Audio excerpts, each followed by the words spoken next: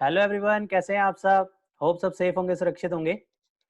1 सितंबर 2020 को सीबीआईसी ने notification number 65/2020 issue करी है, जो कि बेसिकली फर्दर एक्सटेंशन है नोटिफिकेशन नंबर 35/2020 और 55/2020 में।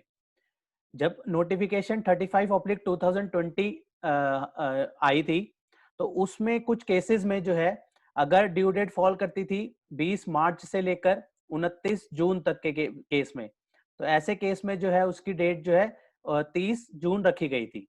उसको फर्दर नोटिफिकेशन 55/2020 में फर्दर एक्सटेंड कर दिया गया। लेकिन अब जो नोटिफिकेशन इशू हुई है 65/2020, उसमें 35/2020 का जितना कंटेंट था वो सारी डेट एक्सटेंड नहीं हुई, उसमें लिमिटेड स्कोप को एक्सटेंड किया गया है। तो हमें इसमें प्रॉपरली ध्यान से देखना पड़ेगा, क्योंकि इस नोटिफिकेशन को समझने में कुछ इश्यूज आ रहे हैं कि पूरी डेट, कईयों को लग रहा है कि कंप्लीट डेट जो है एक्सटेंड हो गई, लेकिन इसमें कुछ केसेस में जो है डेट एक्सटेंड हुई है। तो हमें इसको प्रॉपरली जो है वन बाय वन समझना होगा। तो आइए शुरू करते हैं कि नोटिफिकेशन 65/2020 में क्या कहा गया है। इन exercising power confirm by section 168 of the CGST act, read with section 20 of IGST act and 21 of UTGST act. On the recommendation of council further amend, कौन सी नोटिफिकेशन को अमेंड करा? 35/2020 सेंट्रल टैक्स, जो कि 3 अप्रैल 2020 को इश्यू करी थी, उसको extend करा गया है 35/2020 में।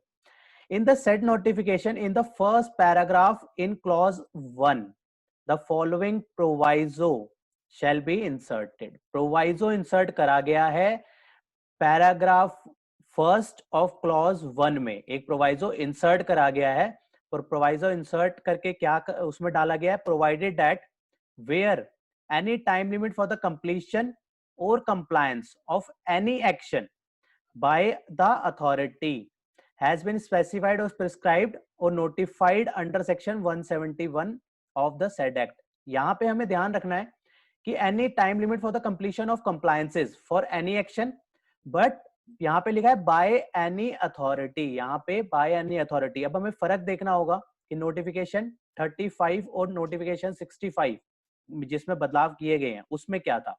तो इसके लिए हमें नोटिफिकेशन 35 में आना होगा। तो नोटिफिकेशन 35/2020 जो कि 3 अप्रैल 2020 को इशू करी थी, उसमें बेसिकली क्या था कि 20 मार्च से 29 जून के बीच में, जून से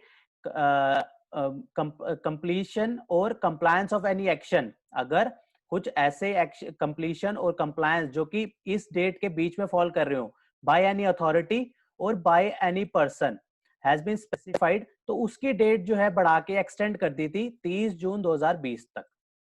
यहाँ पे हमें ध्यान रखना होगा कि बाय एनी अथॉरिटी और बाय एनी पर्सन, मतलब अगर टैक्स पेयर के बिहाफ पे भी था तो उसकी भी डेट एक्सटेंड थी। ठीक है, और उसके बाद फर्दर क्या किया गया? 20 मार्च से 29 जून तक का जो पीरियड था उसकी डेट थी 30 जून। फिर बाद में नोटिफिकेशन 55/2020 इशू हुई 27 जून 2020 को। उसमें बेसिकली क्या किया गया? उसमें जो नोटिफिकेशन नंबर 35/2020 जो भी हमने देखी, उसमें जो डेट थी 20 मार्च से लेकर 29 जून तक की डेट थी, वहां पे 29 जून की डेट को चेंज करके कर दिया गया 30 अगस्त 2020। डेट चेंज कर दी, मतलब अब पीरियड हो गया नोटिफिकेशन नंबर 55 के बाद पीरियड हो गया 20 मार्च से लेकर 30 अगस्त तक का। और जो एक्सटेंडेड डेट थी 30 जून 2020, उसको कर दिया गया 31 अगस्त 2020।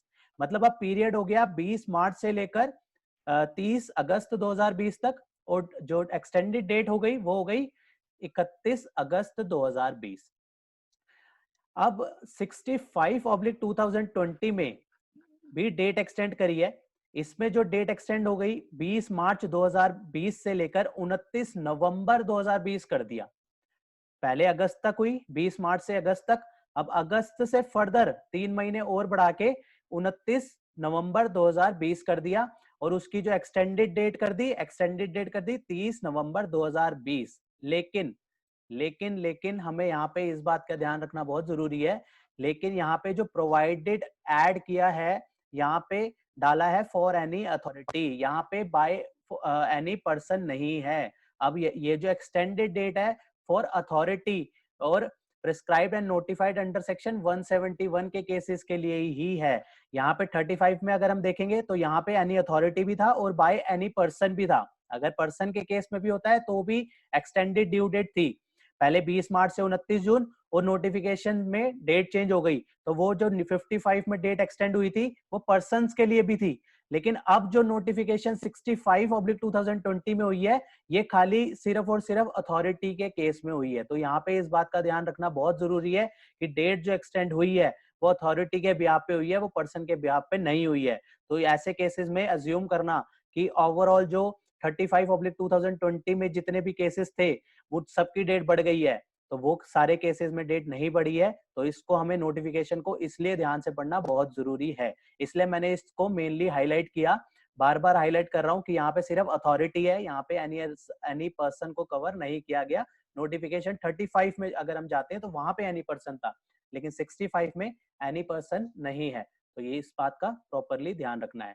और नोटिफिकेशन 35 और 55 को हमने ऑलरेडी एक वीडियो में डिटेल्ड में कवर किया है कि कौन कौन से इसमें जो केसेस कवर करे गए थे, जो कि अलग अलग केसेस थे, ट्रिब्यूनल का, कमीशन का, जो से केसेस थे, अपील फाइल करने का, रिप्लाई, और कौन कौन से इसमें कवर नहीं करे गए थे जहां पे एक्सक्लूजन थी, शेल नॉट बी एप्लीकेबल वाले जो केस थे, चैप्टर 4 के और अदर सेक्शन, इसको हमने डिटेल में डिस्कशन करी है। अगर इसकी कंप्लीट डिस्कशन देखनी है तो इस वीडियो के लास्ट में उसका लिंक डाल दिया गया है, उसमें आप क्लिक करेंगे तो वीडियो में आपको डिटेल इसकी मिल जाएगी। तो फर्दर जो 65 में हमें ध्यान रखना है, उसमें हमें ये देखना है कि ओवरऑल डेट एक्सटेंड नहीं है, जो है रिस्ट्रिक्टेड डेट एक्सटेंड हुई है फॉर अथॉरिटी पर्पस ओनली। तो ये एक इंपॉर्टेंट इंफॉर्मेशन देने के लिए जो है इस वीडियो को बनाया गया। तो मिलते हैं नेक्स्ट वीडियो में नेक्स्ट टॉपिक के साथ। टिल देन बाय बाय, जय हिंद, जय भारत।